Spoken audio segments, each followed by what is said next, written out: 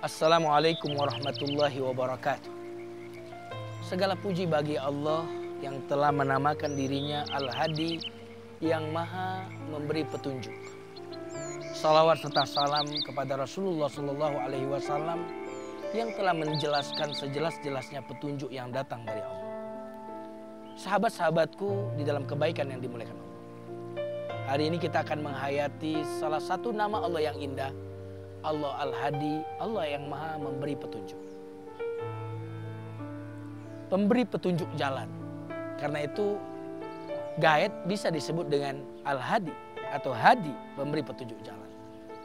Dalam kisah hijrahnya Rasulullah SAW dari Mekah ke Madinah, di saat orang-orang kafir ingin membunuhnya, mencarinya, lalu Rasulullah SAW berjalan bersama Abu Bakar.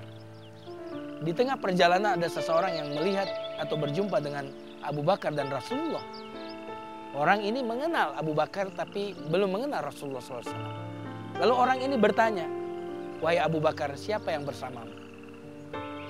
Apa jawaban Abu Bakar? Kalau dia menjawab nama, maka ini membahayakan karena orang-orang yang memusuhi Nabi sedang mencari beliau. Kalau beliau berdusta, maka gelar As-Siddiq tidak akan pernah menempel pada dirinya. Apa jawabannya? Dia ini adalah Hadi, pemberi petunjuk jalan yang membawa aku untuk sampai kepada kebaikan. Semua makhluknya mendapatkan petunjuk. Petunjuk kepada burung, petunjuk kepada ikan, petunjuk kepada semut, petunjuk kepada kura-kura. Ketika Fir'aun bertanya kepada Nabi Musa, "Pamar Rabbukuma ya Musa?" Wahai Musa, siapakah Tuhanmu itu? Siapakah Tuhan yang kau sembah? Pertanyaan yang sangat tajam dan sangat penting. Apa jawaban Musa alaihissalam? Rabbuna alladzi a'ta kulla syai'in khalaqah tsumma hada. Tuhan yang aku sembah adalah Tuhan yang memberikan segala sesuatu takaran-takarannya, kemudian memberikan petunjuk. Tsumma hada. Jawaban yang pasti saat itu menggoncangkan hati Firaun. Allah adalah zat yang menciptakan segala sesuatu kemudian memberikan petunjuk. Walladzi qaddara fahada.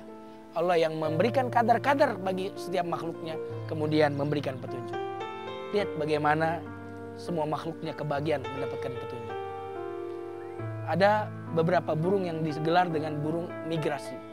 Burung yang melakukan perpindahan dari satu tempat ke tempat yang lain. Boleh jadi karena cuaca yang kurang kondusif di satu tempat, burung pindah ke tempat yang lain yang lebih kondusif.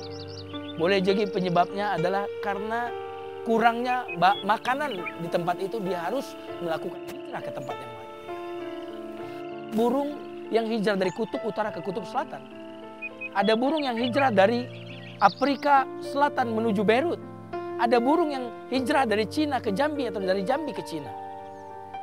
Dan luar biasa, di antara burung-burung itu ada yang melakukan perjalanan sejauh 17.000 km. Dan melakukan perjalanan tanpa menggunakan alat navigasi, tanpa menggunakan peta, tanpa menggunakan teknologi, dan tidak tersesat untuk mencapai tujuannya itu. Para ahli ilmu penasaran untuk meneliti burung ini. Lalu mereka akhirnya berkesimpulan dia tidak tersesat karena mengikuti arah matahari. Tetapi yang terjadi kemudian, tercenganglah mereka, heranlah mereka, karena ternyata burung ini pun melakukan migrasi di malam hari. Subhanallah, itulah jawaban yang dikatakan Musa kepada Fir'aun. Tuhan yang menciptakan segala sesuatu dan memberikan petunjuk kepada setiap ciptaannya. Sahabat-sahabatku di dalam kebaikan yang dimuliakan Allah. Burung yang lebih lemah dari kita, yang lebih derajatnya lebih rendah dari kita, diberikan Allah petunjuk untuk mencapai kebaikan kehidupannya. Tidakkah menurut logika kita, pastilah kita makhluk yang dibanggakan oleh Allah, makhluk yang dijadikan khalifah. Tidak mungkin Allah akan membiarkan manusia tanpa petunjuk. Tuhan kami, kata Nabi Musa, adalah Tuhan yang memberikan segala sesuatu kadar-kadar ketentuannya dan memberikan petunjuk. Yang menciptakan pasti memberi petunjuk. Sahabat-sahabatku di dalam kebaikan yang dimuliakan Allah, mari kita lihat bagaimana makhluk-makhluk yang lebih rendah dari kita mendapatkan petunjuk dari Allah. Seekor landak pernah ditemukan memakan bangkai ular. Tidak lama kemudian setelah makan bangkai ular, dia memakan satu rumput tertentu. Setelah makan rumput tertentu, dia kembali memakan bangkai ular tadi. Kemudian tidak lama kemudian memakan rumput itu.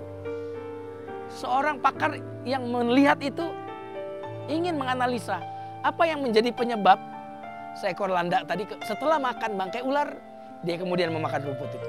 Lalu olehnya dipangkaslah atau dicabutlah tanaman itu. Tidak lama kemudian akhirnya landak itu meninggal. Disebabkan apa? Disebabkan karena rumput atau tanaman tadi dicabut oleh orang tadi. Sahabat-sahabatku yang dimuliakan Allah di dalam kebaikan. Siapakah yang memberikan petunjuk kepada landak ini? Bahwa bangkai ular tadi mengandung racun dan penawarnya adalah rumput-rumput tadi atau tanaman tadi. Dia bisa menyeimbangkan antara rumput dengan daging ular tadi. Siapakah yang memberikan hidayah kepada ular tadi? Jika ular saja diberikan hidayah, apakah kita tidak diberi hidayah? Tidak mungkin, mustahil. Pastilah manusia jauh lebih banyak diberikan hidayah daripada ular tadi.